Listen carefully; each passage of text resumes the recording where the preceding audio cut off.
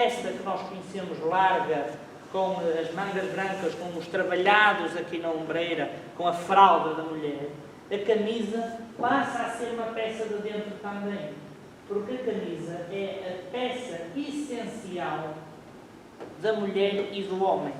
Isto é uma camisa de 1907, de um casamento, de uma tia da minha avó. Mantém o corte a abrir, porque tem de dar mobilidade às pernas, e é bordada no interior. Não temos aqui nenhuma camisa, não sei se tu trouxeste alguma, Helena, se me podias ajudar, por favor.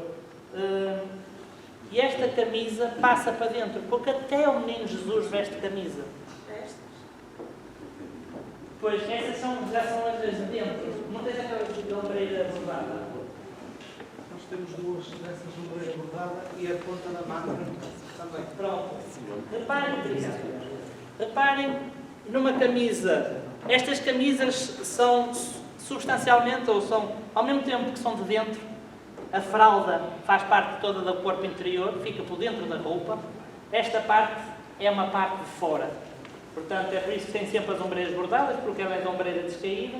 Esta parte é sempre bordada e tem que ir trabalhada. Esta é evidentemente uma camisa de trabalho, mais consagrada para o trabalho, num alinhado mais grosso, e mantém o padrão de estopa.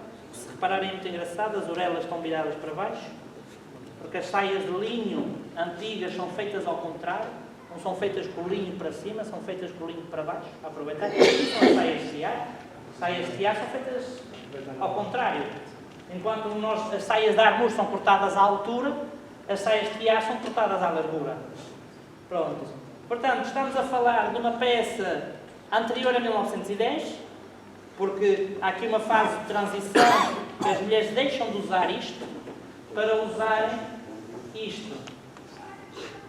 Ora, neste período, o colete de fora que vos mostrei passa para dentro. É claro que há aqui períodos de transição. Podemos encontrar, na mesma época, as duas coisas a acontecer. Apesar que isto, em 1910, é uma coisa de velhas. Tenho só uma pergunta. Diz, coração. Nessa camisa, a outra, a que tu dizes que era usada por dentro e que era usada também com colete por dentro, pelos teus estudos, consideras que o colete era por cima dessa camisa? Sempre. Por cima dessa camisa e por baixo da blusa? Sim. Posso-te dizer que a minha avó, nos anos 50, usava calça, portanto, a calcinha, ou o calção, a camisa. Aliás, eu tenho aqui uma camisa dela. Uma camisa. Usava o colete deste género. Aliás, a minha avó lembra-se de usar desses, mas o que ela se lembra mais, e o que ela cortou para eu ver, é este. Anos 50. Portanto, já é um pseudo-sutiã. Mas, à época, em 1910, uma camisa destas, geralmente são camisas bordadas. Tem aqui uma de linho, alguns. Camisa de linho, 1910. Pronto. As camisas passam para dentro. Colete. O corpete. O corpete é uma coisa que vem da moda francesa, que se chama couvre-corset, que é umas chambrezinhas fininhas, brancas, não trouxe nenhuma, mas é umas chambrezinhas fininhas que é para eliminar as varetas dos espartilhos, para não se ver na roupa de fora.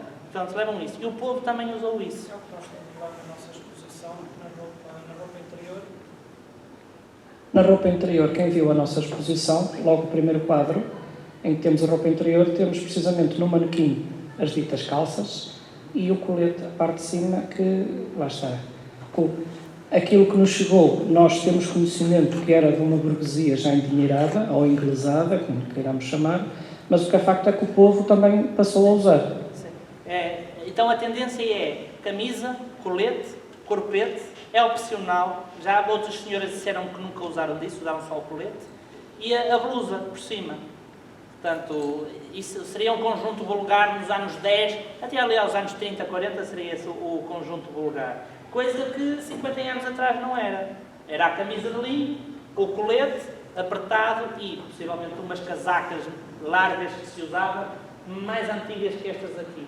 porque a Helena trouxe-nos uma casaca que já tem um corte próprio de 1880 para a frente, mas seria substancialmente semelhante àquela casaca que a Helena trouxe. A casaca que nós na feira chamámos isto de um pau de pó.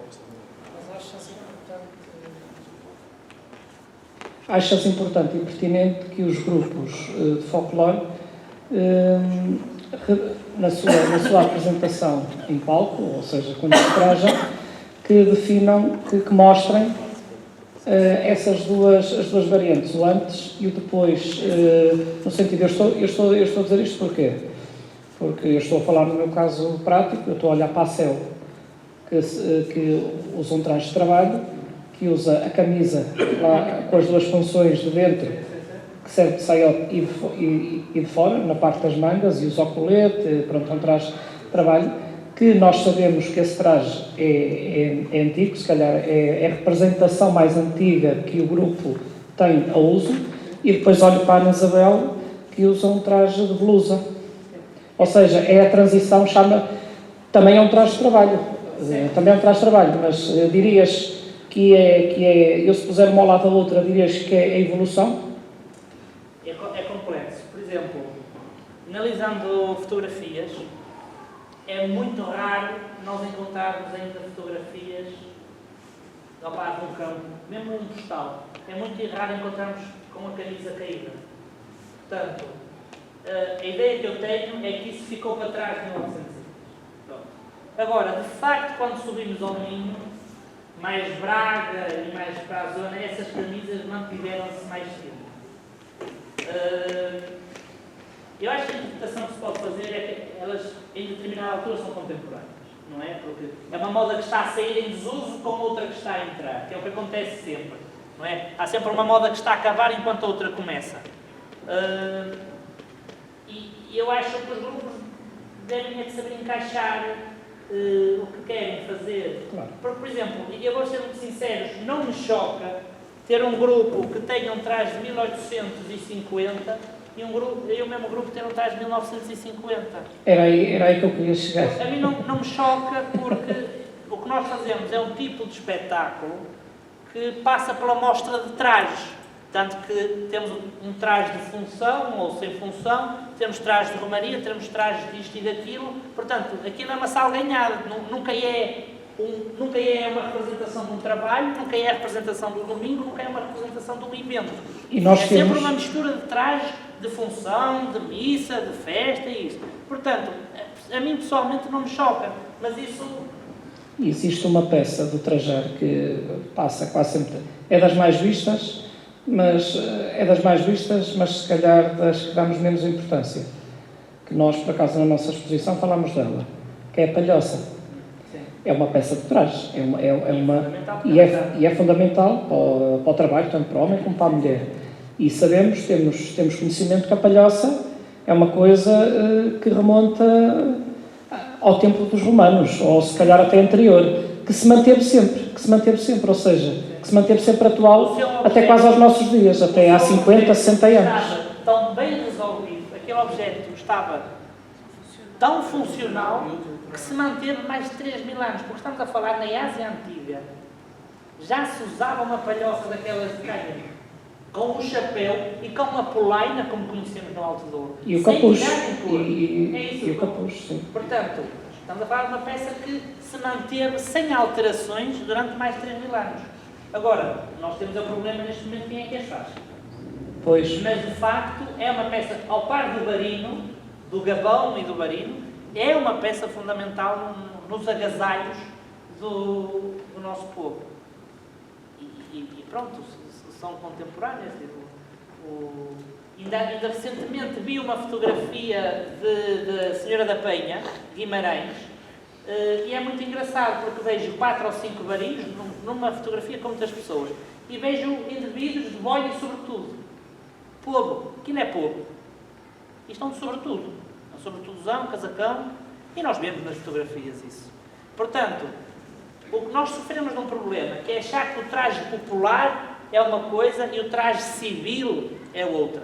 É tudo a mesma coisa, porque o povo são os civis e trajavam com maneiras específicas, porque determinadas zonas de ruralização faziam-lhe isso, mas noutros lados não.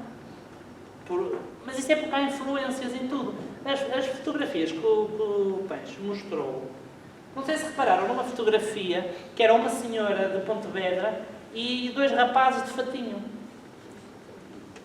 As fotografias da nossa família são todas assim.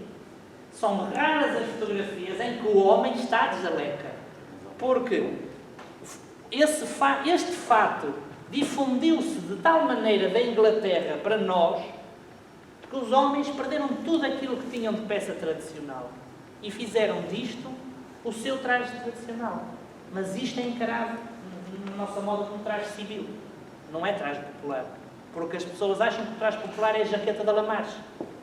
Que foi, de facto, uma casaca que se usou antes desta. Marcou um período. De facto, 1850-60. Sim. Não está mal.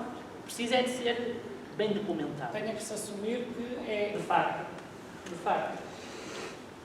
E, não tomando mais do vosso tempo, a não ser que tenham perguntas para fazer, mas acho que a minha querida Helena há até muito para dizer, porque a Helena andou e anda há mais tempo no campo com as pessoas do que eu, porque quem estuda sabe que quer ser deslocado da sua terra e para estudar e depois fica anos enclausurados numa faculdade e as pessoas morrem, entretanto, e os conhecimentos vão-se. Portanto, deixo a quem contactou com mais velhas que eu, de certeza, falar agora o que sabe. Pronto, muito obrigado. Obrigado, José. Passamos então à apresentação da Helena, julgo que de um ponto de vista mais prático, não é, Helena? Vamos então. Boa tarde, obrigada pelo convite e é um prazer estar sempre com a Gil, já nos conhecemos também há algum tempo e partilharmos também conhecimentos. É que eu estou constipada. Estou constipada e... Não, eu prefiro estar aqui. O João, quando fez o convite, até ligou ao meu marido, ao Armém, e o Armém disse logo, não sei se ela vai, porque ela não gosta de estar em público, é uma verdade. Não gosto de estar a dar a cara, gosto de estar mais na retaguarda, estar a fazer o trabalho na retaguarda e é aquela coisa de não estar tão à vontade, mas como é algo que eu me sinto à vontade é falar dos trajes e então pronto, eu disse sim, não teu voo, também não estava o Gil e pronto, uma pessoa sente-se mais à vontade, mas é família, não é? Ainda mais com o tipo da nossa, já nos conhecemos há muitos anos e é como se fôssemos uma família. Comecemos pelo princípio, o grupo folclórico Rancho das Lavradeiras de Santa Marta, por exemplo, que era o nome inicial do grupo. Temos 83 anos. Foi o Dr. Sousa Gomes que o fundou. Ele foi para a minha freguesia em 1938 e então o que é que ele começou a fazer? Começou a organizar, a chamar raparigas, rapazes, para fazer uma orquestra típica de Águeda. Começaram a cantar. Na altura era bonito ouvir-se o que é que se estava a cantar, não é? O que eles estavam a apresentar. Agora, ouvindo, eu chego à conclusão, eu e os meus colegas, que andamos estes 83 anos a cantar coisas que não eram de Santa Marta. Eram coisas que ele foi recolher à Serra d'Água. Ele próprio documentou isso. Aparecem monografias que nós, ao longo dos anos, fomos publicando, em que há registros dele próprio a dizer que introduziu vários pares na Serra d'Água a aprenderem a dançar a gota e o Todos não querem, o Abaixa-te ao Serra d'Água, o Vira de Deito, para depois o grupo de Santa Marta cantar e dançar. O mesmo aconteceu os trajes. ele recolheu os trajes, ele como era médico de família, tinha as pessoas que iam às consultas, não tinham dinheiro, mas ele sabia que naquela casa havia uma saia, havia um colete, havia um lenço, e então o que é que ele dizia? Ai, não podes pagar, mas olha, traz-me isto, traz-me aquilo. Ele foi recolhendo, e então começou o grupo de Santa Marta, passou da parte de uma orquestra e passou para a dança. Então, isto até 1969. O grupo, em 1969, parou por problemas que houveram na altura, e então o meu pai, na altura, era secretário da Junta de Freguesia de Santa Marta de Porcelo, e fizeram-lhe o convite, porque não junta reativar o grupo. E o meu pai, juntamente com o senhor também da junta, ficaram assim, bem, o que é que nós vamos fazer? O meu pai, ele nunca andou no grupo de Santa Marta, embora a irmã mais nova tinha andado desde a fundação. O meu pai ia só levar a irmã aos ensaios, mas nunca ligou e veio para casa, não ligava a nada. Bom, até que o meu pai, em 1972, juntamente com um outro senhor, reativaram o grupo. Foram falar com o Dr. Sousa Gomes, que ainda era vivo, e ele disse: sim, senhor, anda para a frente, contai comigo, tens todo o meu apoio, eu acho muito bem. Os outros trajes não tiveram-se, não posso dele. Ele, em 1983, faleceu, e em 1986, por aí mais ou menos, tivemos conhecimento dos trajes. O espólio todo, que era do grupo de Santa Marta, foi vendido à Comissão Fabriqueira de Santa Marta de Porcelo. Portanto, está na posse da igreja. Eu e o Gil somos amigos do padre Cristófaro, neste momento, que é o padre da freguesia.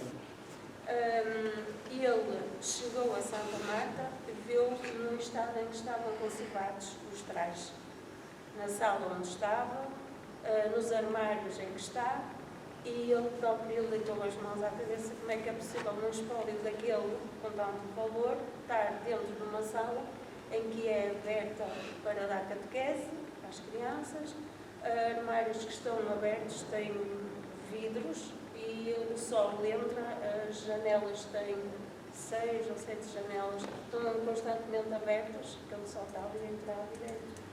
Há peças que estão nos trajes de Moldoma, estão em cruzetas às 3, 4 e 5 saias em cima. O mesmo acontece nas casacas, as velas votivas estão todas deitadas na parte de baixo do armário, todas acamadas umas às outras. Pronto, é o estado em que estão nos trajes. Simplesmente, nós, Grupo Santa Marta, quando precisamos de ir lá ou pedir para fazer uma cópia, temos que pedir agora ao padre Cristófaro, que nos dá toda a liberdade para a gente poder fazer uma cópia, se quisermos. Antes de ser este padre, era o outro padre, tínhamos que escrever um e-mail, pedir à Comissão Fabriqueira a autorização de uma peça para nós podermos fazer a recolha. Depois, em 1983, o Grupo Santa Marta até aí só usava os trajes de labradeira, mordomas e os noivos, mais nada. Era a nossa apresentação. Em 72 comecei, e era aquilo que nós víamos constantemente, era a imagem do Grupo Santa Marta. Até que em 1983, 84, eu comecei já, se calhar um bocadinho tarde, não sei, a querer me apaixonar ou a querer saber mais sobre os nossos trajes. E foi quando começámos a introduzir os trajes de trabalho. Os trajes de trabalho e tal.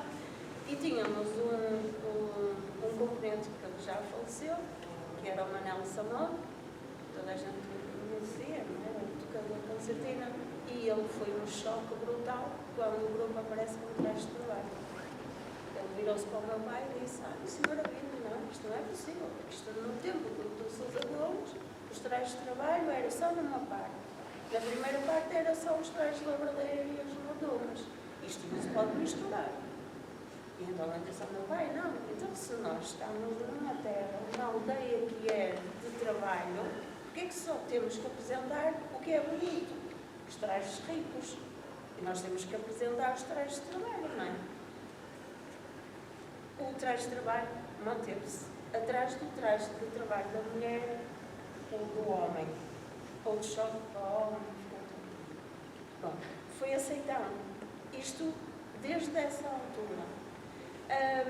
Em 1988, mais ou menos, vamos começando outra vez a apresentar outras mudanças no grupo.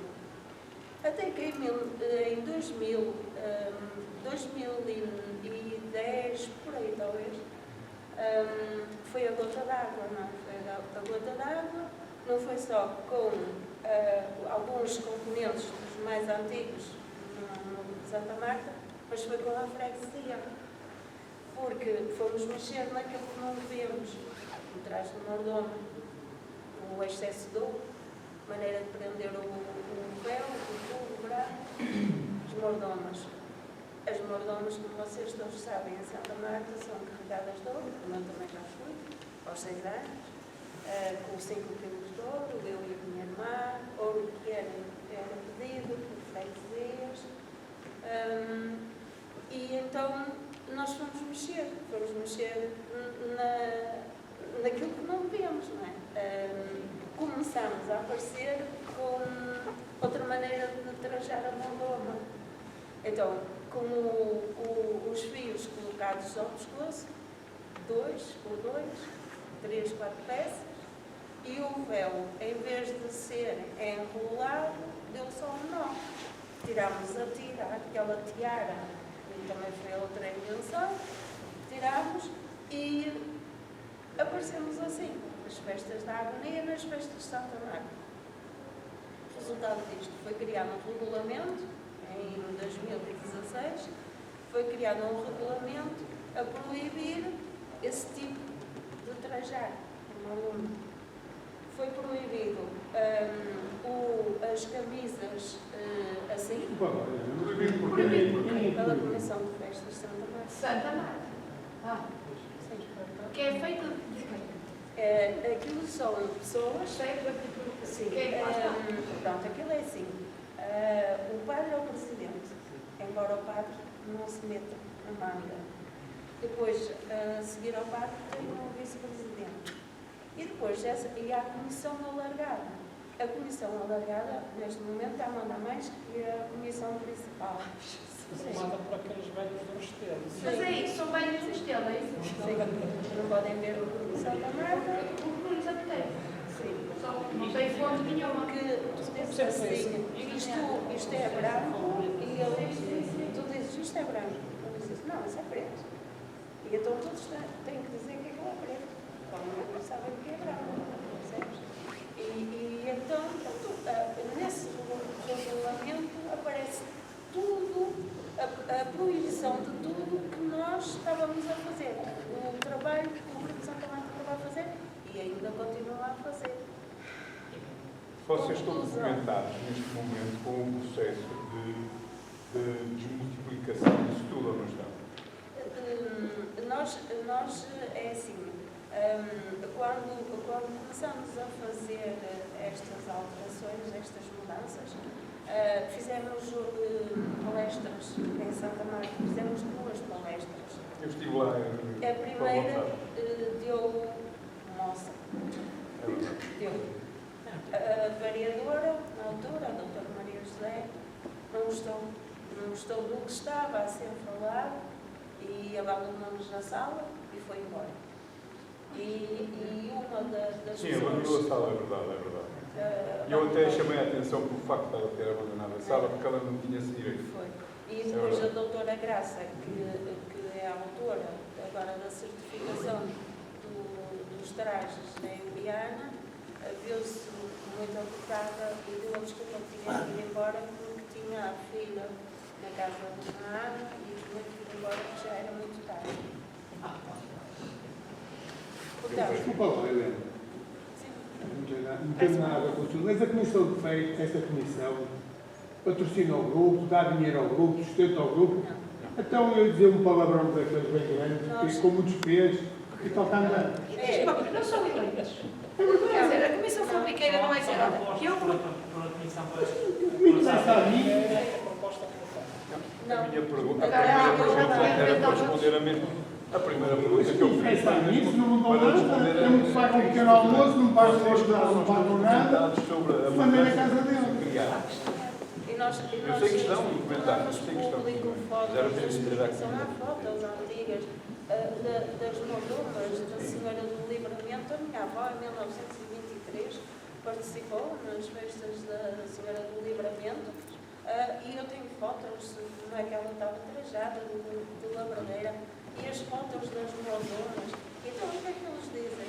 A defesa deles é que a mordoma de Santa Marta é sim, porque está a representar a imagem de Santa Marta carregada de ouro. Só que eu pergunto, se a mordoma tem que estar a representar a imagem de Santa Marta, o que é que está a fazer o anjinho que vai tal e qual, vestida como a Santa Marta?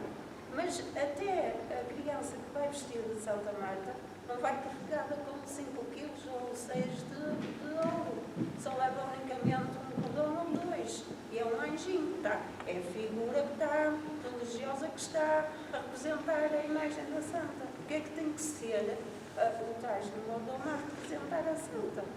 Não tem fundamento. Mas eles são donos de Santa Marta.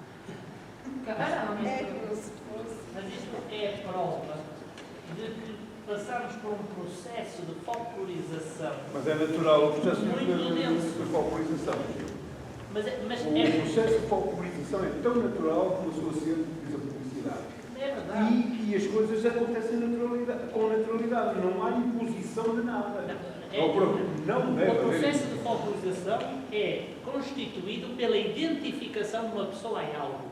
Faz parte do Aqui é uma folclore. comunidade. Aqui é uma comunidade. E é verdade. Aqui é uma comunidade. É uma comunidade Há uma que comunidade. viu num traje a representação do seu espaço. Mas isso não é verdade. Não, é verdade. É tão verdade que proíbem a Não, alteração desses. mas há aqui uma inverdade técnica. Mas a folclorização não propõe verdade. Pois Propõe não. a romantização de uma realidade histórica. Isso para mim é violino. Mas isto tem de ser discutido. Porque eu não toco violino. É por isso que na Desculpa. Póvoa de Varzim está-se a discutir a camisola de Palmeira, que é um mito. É um mito. É um mito a camisola de Nós Palmeira. sabemos que é um mito. E como é que, mas eu pergunto, como é que nós resolvemos este mito? Nós que somos folcloristas, como é que resolvemos este mito contra as pessoas? Quando as câmaras se metem ao barulho. Nunca mais a camisola palmeira se resolve, porque a Câmara politizou a camisola palmeira. E por politizar o traje de Santa Marta. Mas no dia em que isto aconteceu, Mas a minha pergunta é, como é que nós resolvemos isto? no dia em que isto aconteceu, eu perguntei à senhora vereadora e disse-me assim, minha senhora, defenda isto no seu ponto de vista, do ponto de vista económico. Quanto é que isto vale? 100 milhões? Defenda isto no ponto de vista económico. Porque nós temos a obrigação de defender isto do ponto de vista cultural. Ai, de facto, mas como é que nós resolvemos isto? Como é que nós vamos dizer a um braguês que a capetilha que está a ser certificada não é de Braga, é do Norte? Como é que nós vamos... A minha questão é esta. Eu, como folclorista, eu revolto, agora como moro na Póvoa, revolta-me a palhaçada que está a ser a camisola palmeira. Porque não se está a ir pelo ambiente histórico, não se está a discutir a origem histórica, não se está a discutir a verdade, está-se a discutir um mito, isto está a ser politizado. Isto é, e perdoe-me, salazarento. Mas, olha, Mas, e qual é o nosso papel? Qual é o nosso papel, pergunto? Agora até vão mais fundo. Neste mesmo dia, e a Helena vai dizer, não é mentira, é verdade, o Sr. Professor, o Sr. Inspetor Lopes Cristo, fez uma preleção nesse sentido. E ele não evocou um nome, lembras-te disto? Não evocou um nome, não evocou nenhuma passagem etnofolclórica e só falou em escritores de Viana em extratos de livros feitos em indiano, desde os finais do século XIX até 1957, 58. Nenhum deles fala precisamente deste mito que, graças a Deus, digo eu, é uma opinião muito pessoal, não vale nada dizer, que eles deram um pontapé. Digo eu, graças a Deus, que eles deram um pontapé. Mas Por sofrem isso, de quando me represálias. falam em folclorização, eu bato o pé. Mas sofrem de represálias. Não é só isso? Sofrem com isso, mas também. Mas estão lá. É verdade. Mas sofrem de represálias. Isto é que não se pode misturar. Porque eles, se tu vais a Leça da Palmeira, vestida como tu te apeteces, para eles está tudo bem. Mas Lá, meu Deus do céu. nós, É todos os dias ao resto do Alveito que não pode usar saias brancas. nós já fomos chamados do grupo das beiras. E chegámos até, isso está escrito na página da Junta de Freguesia, alguém que comentou a dizer que os nossos trajes já eram feitos pelos chineses. Quer dizer, e uma ex-componente que nem tinha mesmo nada para dizer uma coisa dessas, porque nós estamos com muito cuidado na maneira como confeccionamos os nossos trajes. São tecidos e escolhemos as cores mesmo a tentar ser o mais aproximado possível do que era antigamente. E são peças que custam muito dinheiro. Agora, dizer que são feitas nos chineses é mesmo alguém que é mesmo mau, não é maldade, pura maldade, isso não se faz. Agora, claro que é muito bonito, era muito bonito, não é? No grupo de Santa Marta e por acima do palco, só com trajes de labradeira, só com trajes de mordoma, os noivos, era muito bonito, claro que era. Agora, desde que nós começámos a usar, mas desde que nós começámos a usar assim estas saias, não é? Estas saias assim, e não usamos estas, que esta até é mais comprida, tem um elástico, que eu fiz questão também que ele viesse, e esta ainda é mais comprida, tanto que esta até tapa ali a parte dos joelhos. Desde que deixamos de usar isto há uns 3, 4 anos, 5, íamos para cima do palco e as pessoas estavam à nossa espera que a gente saísse do palco e diziam: isto não é o grupo Santa Marta. Não, isto não é o grupo Santa Marta, vocês mudaram muito. E eu, como senhor, que eu quase que dava um murro, porque tirou muito sério. E eu disse: porquê? Porque essas saias compridas, porque agora sim eu já não vê as pernas, não é? Queria ver pernas, agora não vê. Era mais bonito antes, E agora, as colegas todas têm saias. Algumas usámos, ou eram rachadas ao meio. Eu também usei destas, ainda mais curtas. E eu agora, quando vejo as filmagens, eu a dançar, eu, meu Deus, como é que é possível? Mas usei, não? Usei. Depois disso, veio o outro golpe d'água, não é? Começaram a aparecer assim estes saiolos. E este é antigo, este é de uma tia, de uma cunhada minha, a senhora também já morreu, Castorina. Depois temos este, também é antigo. Este também é antigo. E depois, este já é uma cópia. Este trouxe-o porque tem muita estimação para mim, é mesmo meu, porque foi feito pelo marroquino. E ele é que o fez e ofereceu-me. Agora eu até não ando com ele porque é muito pesado, deixei de andar com ele, mas dancei várias vezes com ele. Pronto, isto já é uma cópia, não é? Algo que ele fez para usar. As camisas dos pais,